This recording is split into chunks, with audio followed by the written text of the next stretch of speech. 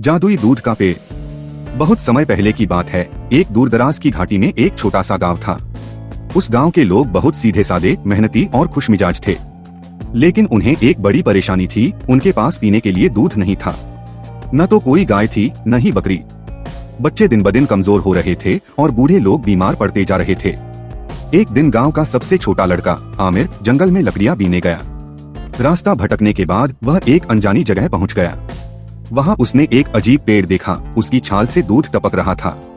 पेड़ से एक मीठी खुशबू आ रही थी और वह हल्की रोशनी से चमक रहा था। आमिर ने हिम्मत करके दूध चखा। दूध इतना स्वादिष्ट और ताकतवर था कि जैसे उसके शरीर में नई जान आ गई हो। वह दौड़ता हुआ गांव लौटा और सबको उस जादुई पेड़ के बारे में बताया। शुरू में किसी ने उस पर विश्वास नहीं किया, लेकिन जब आमिर ने सबको थोड़ा सा दूध पिलाया तो सभी हैरान रह गए। बड़े, बच्चे और बीमार लोग सब अच्छा महसूस करने लगे। अब गांव के लोग हर सुबह उस पेड़ के पास जाते, दूध भरते और धन्यवाद कहकर लौट आते। पेड़ कभी दूध देना बंद नहीं करता था, बल्कि जितना ज्यादा लोग लेते उतना ही ज्यादा दूध निकलता। एक दिन एक लालची व्यापारी गांव आया। उसने पेड़ के बारे में सुना और सोचा कि अगर वह इसे शहर ले जाए तो बहुत सारा पैसा कमा सकता है। रात को वह कुल्हाड़ी लेकर पेड़ को काटने गया। जैसे ही उसने कुल्हाड़ी चलाई, जमीन फट गई और वह व्यापारी उसमें समा गया।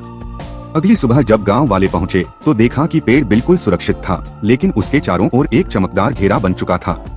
अब सिर्फ वे लोग ही उस पेड़ के पास जा सकते थे जिनका दिल सच्चा, नेक और आभार से भरा हो। उस दिन से वह पेड़ आशीर्वाद का पेड़ कहलाया।